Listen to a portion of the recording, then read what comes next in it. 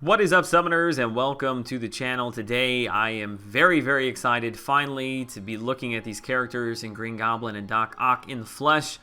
I've already done a closer look video on Doc Ock, and I think I was fairly accurate with the information that I put out there. The only thing we didn't know at the time was how long his breakthrough effects are going to last, but now that we know that, you can go rewatch the video and kind of apply those timers. But Green Goblin, since he is coming to the arena tomorrow, and I didn't put anything out on him, I wanted to do this character first. This is the very first time that I've seen him, this gameplay footage here. What I'll do is I'll kind of pause and walk through his special abilities, and then we'll get over into the gameplay and try to apply some of that. The one thing that I was confused about was his signature ability. I wasn't sure. The way that it read was a little confusing to me, but after watching back the gameplay, I finally understand the wording here, how it applies. There is a set percentage chance, and you can see that it's in green there, the 27%, which means it will be affected based upon the signature level that you have. The higher your signature level is, the higher this percentage chance is going to go.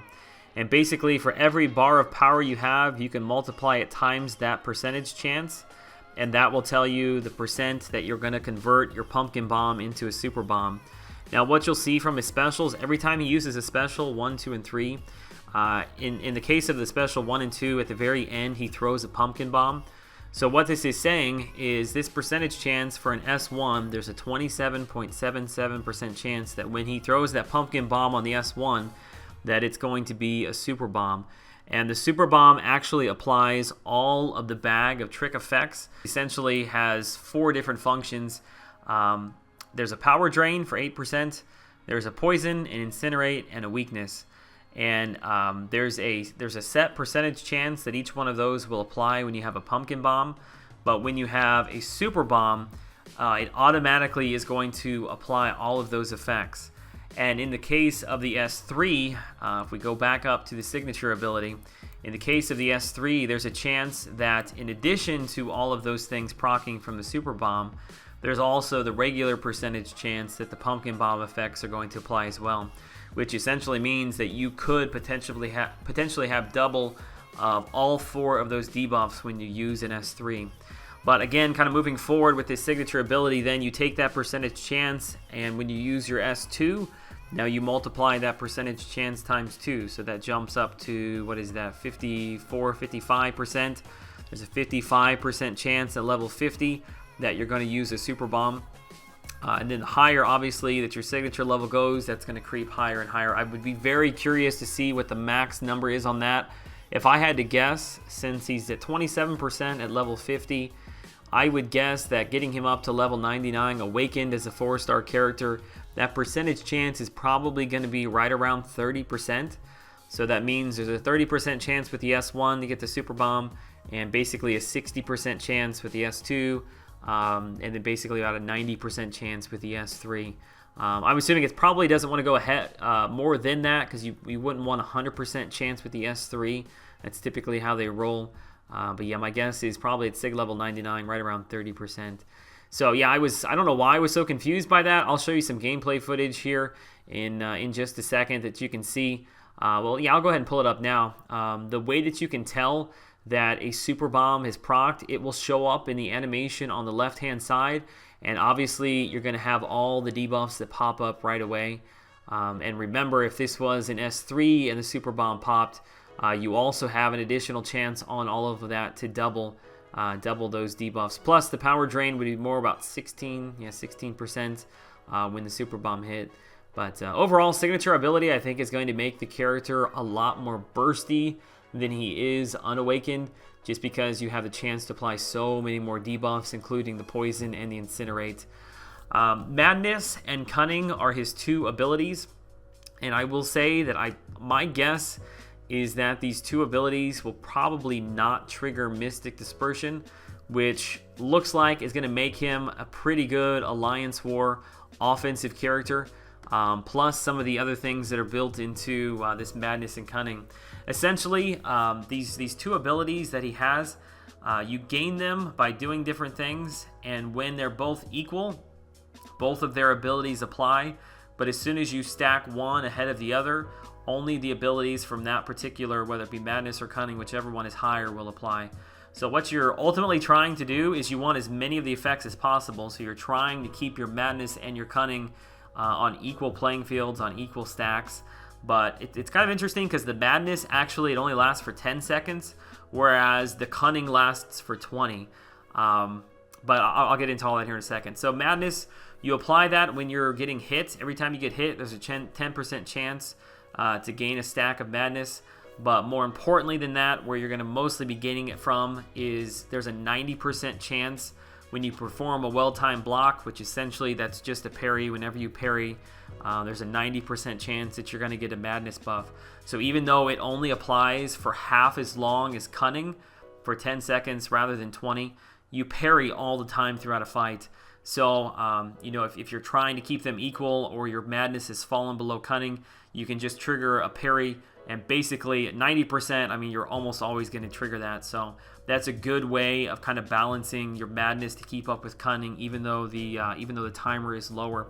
So the effects of Madness, again, when they're equal or Madness is higher, you passively regenerate up to 60% of damage taking. I think the verbiage there, what it means, up to 60%, it doesn't mean that it could generate 10% or it could generate 60%.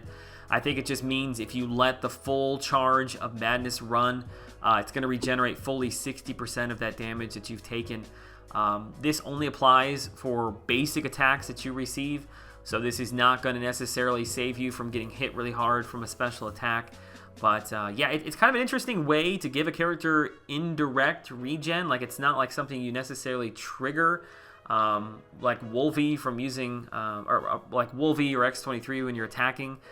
This basically is going to help you with chip damage, and I would assume that this is also going to include parry damage and block damage that you take while Madness is up.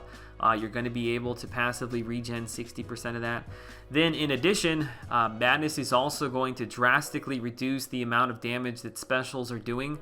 So even though you don't regenerate special attack damage from Madness, you are greatly reducing the overall effect from it.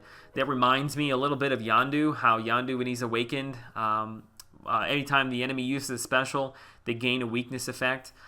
This, I think, is actually almost more effective because you don't have to worry about putting debuffs on the enemy like you do in Yondu's case.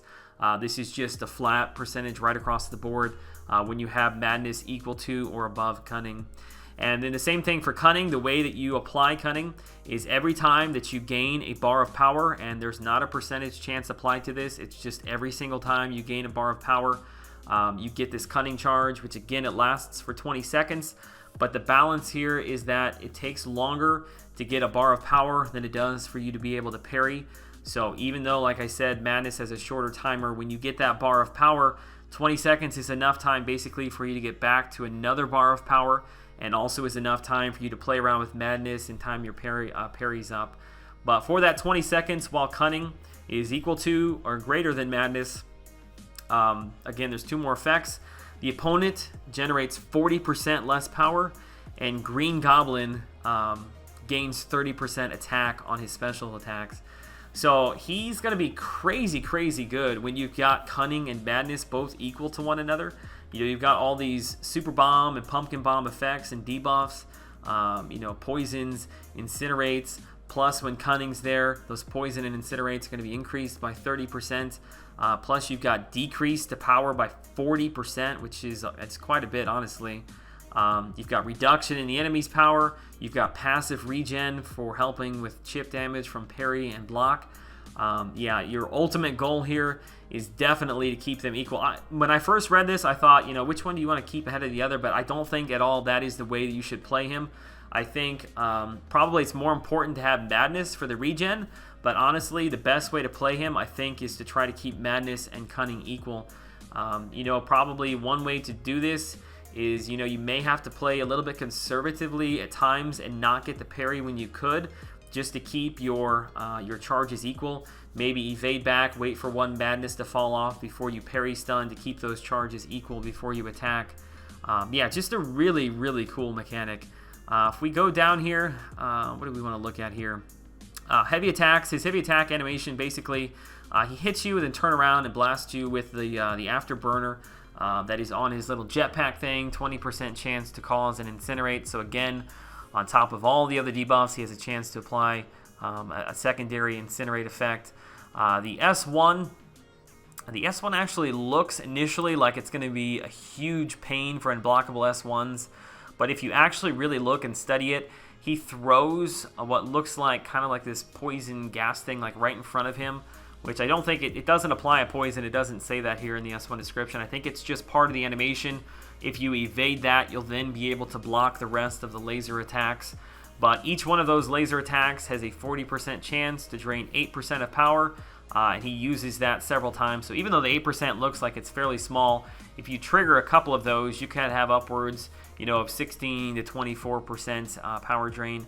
Plus, if you do also on top of that trigger a super bomb, there's an additional 8% power drain there as well. Special attack 2 looks like it's going to be pretty easy to evade back from. He hits you twice, basically up front with his glider hoverboard. I'm not sure what to call it. Is it a hoverboard? But basically, he hits you twice, pulls back a little bit, then again uses the pumpkin bomb, which has a double whatever percentage chance it is there to get in the super bomb. I don't have the S3 unfortunately to show you, but we can still. I've talked about all that. So let's get into some gameplay. I'm just going to roll through basically my fight with him as I was playing through it. So right there, the madness effect that popped up, that was the 10% chance for him to gain it when I attacked him. And then you should see he's getting ready to go into a bar of power. There it is, which means cunning and madness are equal. And for a short time there, he had both of them. So as you're attacking into him, and there's the S1. As you're attacking into him, it doesn't look that like hitting him while he's blocking causes the badness effect, which is actually pretty nice. But right here, you'll notice the cunning, it's at 2. So it's ahead of madness, so you're only getting the cunning debuff. Then again, they're both at 2. Yeah, it's this fine balance. You're really going to have to pay attention to what is going on there, what abilities you are using when you are parrying, if you want to take full advantage of the abilities from both cunning and madness. But I really, really like this effect. This reminds me a little bit World of Warcraft. If you played a druid, which I know if you didn't play World of Warcraft, you have no idea what I'm talking about. But when you play a ranged attacker druid, I can't remember. He's got like this moon and sun phase. You got to kind of balance between. He feels kind of like that, which I really love. I just love having this kind of deep aspect about him. Just one more thing to keep track of, which I know for some people may not be their cup of tea. But for me, I kind of prefer these more in-depth characters. Let me just let this thing roll out. We'll let this play. Yeah, he tears me up, man. Those debuffs that are ticking away. Plus, he had the increase to his special attack damage up as well. Overall, just a really, really cool character. But I'll let the rest of my fight with him play out so you can see it. But if you've got any other questions, certainly, well, I shouldn't say questions, but if you have comments down below, whether you like him, dislike him, think he's too complicated, think he's just right, either way, I would love to hear from you guys. I'm super, super hyped for this champ. I don't know if I want to go for him in the arena, only because I honestly am not sure that I can put up, I'm not sure I can put up as many points as I would need to be able to get him. I think maybe because we don't know what the cutoff is going to be in the first round, it may actually be slightly lower than in the second round. Kind of something similar to what we saw with Spider-Man Stark Enhanced. I don't know. I guess time will tell. But yeah, if you're gonna go for him, you're gonna have to go all in and spend quite a bit of time and units and arena boosts and everything you've got to be able to get this guy. So yeah, all right. That is my first look on Green Goblin. Hopefully we'll be able to do the same thing shortly on Doc Ock and get that up on the channel probably at some point tomorrow. Anyway, guys, as always, thank you so much for the support. Until I see you all in the next video, have a great day.